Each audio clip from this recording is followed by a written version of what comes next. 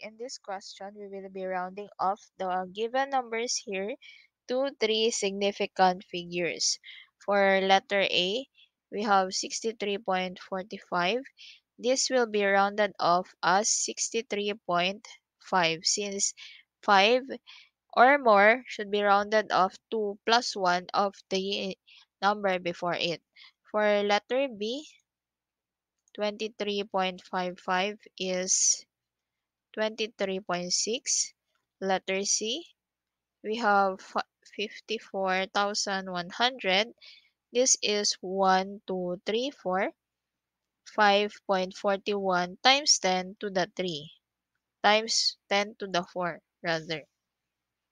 For letter D, we are given 235.65. This is 236. For letter E,